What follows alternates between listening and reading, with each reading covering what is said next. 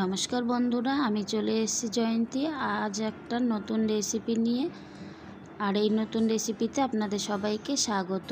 আজ আমি তৈরি করব বাঙালির অত্যন্ত প্রিয় একটি রেসিপি, ছোট চিংড়ির মালাইকারি। আপনারা চাইলে সেম পদ্ধতিতে বড় চিংড়িও মালাইকারি করতে পারেন। আজ আমি ছোট চিংড়ির মালাইকারি করে দেখাবো। এই রেসিপির জন্য আমি এখানে 300 গ্রাম ছোট চিংড়ি নিয়েছি আর ম্যারিনেট করে নিয়েছি হাফ চামচে কাশ্মীরি লঙ্কার গুঁড়ো, লবণ, হলুদ আর 1 চামচে সর্ষের তেল দিয়ে ভালো করে মেখে 10 মিনিটের জন্য ম্যারিনেট করে নিচ্ছি।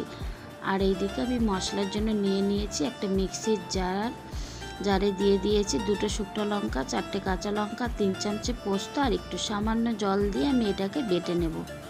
খুব ভালোভাবে মশলাটাকে বেটে একটা পাত্রে আমি ঢেলে নিয়েছি।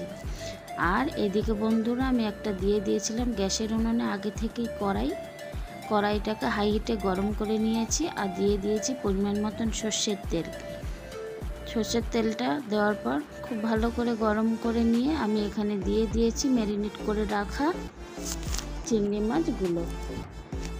মাছ দেওয়ার পর এটাকে মিডিয়াম ফ্লেমে আমি হালকা করে ভেজে নেব। চিংড়ি মাছ বেশি ভাজবো না, বেশি ভাজলে শক্ত হয়ে যায়, এই জন্য আমি হালকা করে 1 মিনিট মতন একটু নেড়ে চেড়ে ভাজা করে নেব। রান্নাটা খুবই সহজ, খেতে কিন্তু দারুণ হয়। আর এবার আমি ওই কড়াইতে দিয়ে দিয়েছি একটা তেজপাতা, গোটা গরম মশলা, এলাচ, দারচিনি, লবঙ্গ। 1 সেকেন্ড এটাকে আমি গরম তেলে নেড়ে নিয়েছি। তারপর দিয়ে দিয়েছি ছোট সাইজের একটা পেঁয়াজের কুচি। 1 মিনিট মতন পেঁয়াজটাকে মিডিয়াম ফ্লেমে আমি একটু হালকা করে ভেজে নিচ্ছি যাতে কাঁচা গন্ধটা না থাকে। তারপর আমি এই পেস্টটার মধ্যে দিয়ে দিচ্ছি 1 চামচে আদা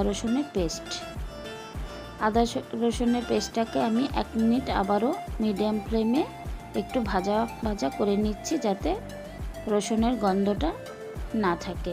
তারপর আমি দিয়ে দিয়েছি এখানটাতে হাফ চামচে কাশ্মীরি লঙ্কার গুঁড়ো, হাফ চামচে হলুদের গুঁড়ো আর দিয়ে দিচ্ছি স্বাদ মতন লবণ। এই সমস্ত কিছু দেওয়ার পর আমি আবার এটাকে 2 মিনিট মতন একটু ভেজে নিয়েছি। তারপর দিয়ে দিয়েছি বেটে রাখা পোস্ত আর লঙ্কা দিয়ে দিয়েছি। আর এখানে আমি অ্যাড করে দিচ্ছি মশলা রাখা বাটি ধোয়া জলটা, যাতে মশলাটা পুড়ে না যায়, এই জন্য আমি বাটি ধোয়া জলটা দিয়ে দিয়েছি। আর মিডিয়াম ফ্লেমে আমি এটাকে এবার কষিয়ে নেব। আর এদিকে আমি একটা গ্যাসের উনুনে আগে থেকে একটা বাটি বসিয়ে দিয়েছিলাম আর দিয়ে দিয়েছিলাম পরিমাণ মতন জলটাকে আমি ফুটিয়ে গ্যাসের ফ্লেম বন্ধ করে আমি দিয়ে দিয়েছি কুড়িয়ে রাখা একটা নারকেল। 10 মিনিট নারকেলটা দেওয়ার পর ঢেকে রেখেছিলাম। 10 মিনিট পর আমি নারকেলটাকে এরকমভাবে একটা সেকনির সাহায্যে দুধ বের করে নিচ্ছি নারকেলটার থেকে। আর এদিকে আমার মশলাটাও খুব ভালোভাবে কষানো হয়ে গিয়েছে। এবার আমি এই মশলার মধ্যে নারকেলের দুধটা দিয়ে দিচ্ছি। এখানে আমি কোনো রকম জল অ্যাড করব না, নারকেলের দুধটা দিয়েই আমি মালাইকারিটা তৈরি করছি।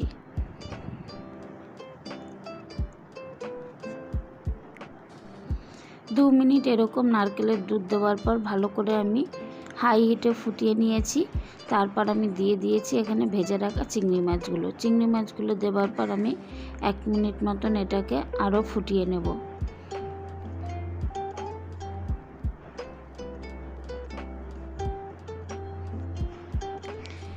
এটাকে খুব ভালোভাবে আমি ফুটিয়ে নিয়েছি। চিংড়ি মাছগুলোকে খুব ভালোভাবে সিদ্ধ হয়ে গিয়েছে আর গ্রেভিটাও অনেকটা ঘন হয়ে গিয়েছে মালাইকারির।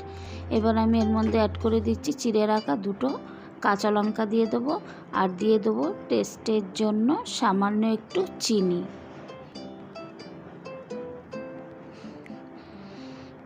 এবার আমি এটাকে খুব ভালো করে লঙ্কা আর চিংড়ি মাছ পুরো এটাকে একটু নেড়ে নিচ্ছি আর দিয়ে দিচ্ছি ওপর দিয়ে একটু কাঁচা সর্ষের তেল। এবার আমি এটাকে 1 মিনিট মতন হাই হিটে ফুটিয়ে নিয়ে আমি গ্যাসের ফ্লেম পুরোপুরি বন্ধ করে দিয়েছি। এইভাবে বন্ধুরা আমি তৈরি করে ফেললাম খুব সহজেই ছোট চিংড়ির মালাইকারি। তো আমার রেসিপিটা আজকের মতন এখানেই শেষ করছি। দেখা হবে নেক্সট দিন অন্য কোনো রেসিপিতে।